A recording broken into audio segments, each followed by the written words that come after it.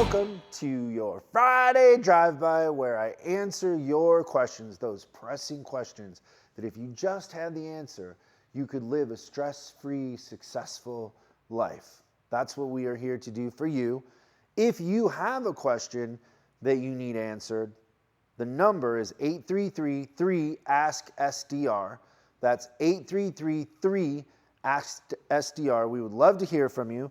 And if we do play your call on the big show, we will send you some swag. It's pretty fun swag. We've been working on our swag lately, so it's going to be new. It's exclusive to the drive-bys. We don't sell it. Sometimes we give it away. If you come to the office, you might leave with some swag. But that's really the only surefire way to get it is to have your call played on here. Okay, let's go to the call. I run a independent heavy-duty shop in Dunkirk, New York, and I'm at the point to establish some maintenance contracts. I've got good techs. I have something special to offer with being really the only shop in the area that cares much for things like certifications, things like exact repair times, etc. That being said, I think I could probably win over some bigger trucking companies, municipalities, etc. The question that I have is, what would be the best approach for that? Whether, cold calling or mail outs or, simply showing up. Would it be best to hire outside sales? Just wanted some opinions on how to go about getting some maintenance contracts and winning over some long-term bigger customers. Great question. So I'll do this in two parts. One is the first part of this, when we're thinking like, oh, we have certified technicians and book time and all that kind of falls into the category of that's assumed and it's not really a selling point, right? So I always find it funny when people are like, oh, Chris, I work so hard or whatever. It's like working hard and showing up on time are it's assumed. It's like paying your bills. That's a part of it. It's, hey, when you show up, are you contributing to the business? Are you creating revenue?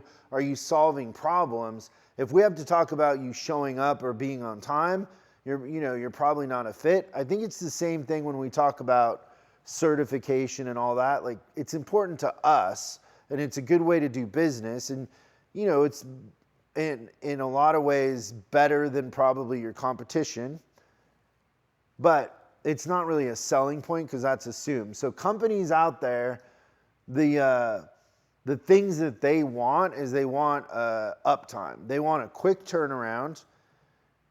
And so that really is your selling point. And then they want you to make it easy, right? So if you're managing a fleet of trucks, you want it to be easy. You want there to be communication, and you want somebody to follow your process, not you to have to follow theirs. So just keep that in mind. Is what you're selling at the end of the day isn't certification. What you're selling is you're selling the outcome of the fleet being up and being able to turn things really, really quick to provide that. Now, when it comes to the selling of it, there isn't one way. To be successful at that, I think it's a bunch of different things. And as corny as it is, it's having swag, coffee mugs, mouse pads, all of that. It's you going out and taking people to lunch and listening. So not telling them, hey, this is what we have, but starting off the relationship, asking them about their business and what their goals are. Too many times we go into those situations just trying to impress on them who we are and what we do.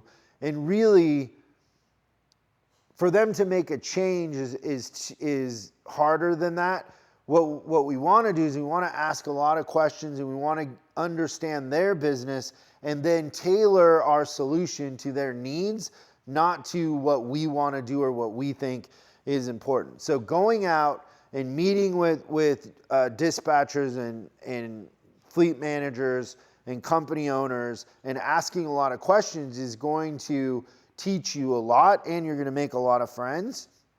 I would think of those meetings as you're not going to sell them on or don't try to sell them on the first time. Like make it an ongoing relationship and get them to just send you a couple trucks, in the beginning, so you can show them what you're capable of. And then hiring salespeople is very effective also.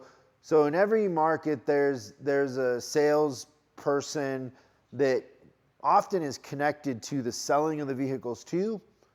And so those salespeople are out there, they're well paid, but if you're paying them a commission, they have those relationships and they can just direct traffic your way in a sense. So my answer to that is understand what you're selling and what your leverage is in the marketplace. Then you got to do everything. Marketing, swag, catchy tagline, salespeople, you going out and shaking hands and kissing babies, and look at it as a long-term play. But I think you understand this. The potential is unlimited with the way that you're thinking and just the fact that you're asking these questions. It's unlimited, because if you focus on turn and uptime, that's for some reason so hard for people to get their head around that you can dominate your market fairly easy just by making that a priority. Diagnosing right away, and communicating, right? You don't have to always fix the truck right away, but them knowing it's going to be down or they can put a driver in it is the magic in a sense. So thanks so much for the question. That's great.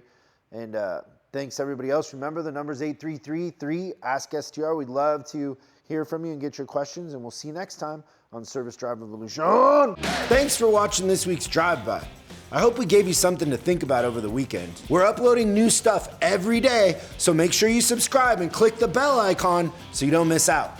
If you have a question you'd like us to answer on the show, call 8333-ASK-SDR and we'll answer your question on the show. That's 8333-ASK-SDR.